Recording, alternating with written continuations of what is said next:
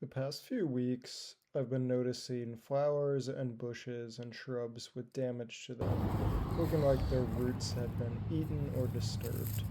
This is generally a sign of voles or moles, so I took a deeper look around my yard and started noticing holes like this.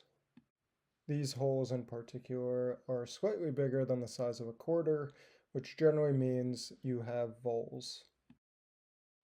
It can often be difficult to tell the difference between if you have voles or moles, but here are a few key facts to look at when trying to identify if you have voles or moles. Voles generally look just like a mouse, and you'll hear them often be called meadow mice or field mice. Voles are generally vegetarians, so they will eat flowers and shrubs and roots of any plants that you might have around your lawn. This is why if you're seeing damage to flowers and plants and trees, it's generally voles rather than moles. On the other side of things, moles are larger than voles, and they're much better diggers. Moles are carnivores, so they'll eat worms and grubs and other insects, and they'll dig around your lawn looking for these insects. Generally, the holes they leave behind are much bigger than vole holes, and overall they can cause much more damage to your lawn rather than just to trees and shrubs and flowers. I've created a very simple but effective method of trapping and killing voles and eliminating them from your lawn.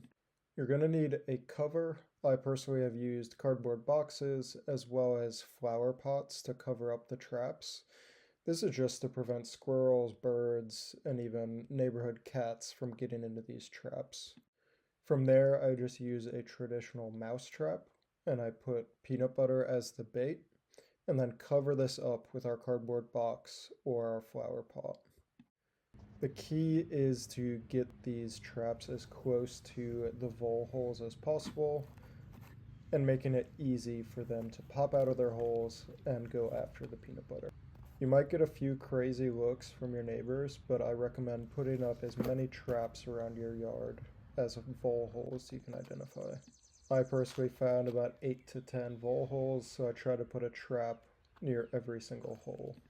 Some of these holes will not be active currently, so you will need to check the traps and replace the traps of the ones that are active. Within my first week of putting out 8 to 10 traps, I've probably caught 10 to 15 voles, and I've already noticed a reduction in vole damage to my flowers and plants. Depending on the severity of your infestation, I'd recommend keep replacing your traps and stay diligent in replacing them. Quite often there can be a large family of voles in your lawn or even multiple families, so you will need to keep active with this and keep replacing the traps until you're not finding and killing any more voles. I hope this video is helpful. If you're having any other issues finding, trapping, or identifying voles or moles in your lawn, then I recommend you check out thepestinformer.com.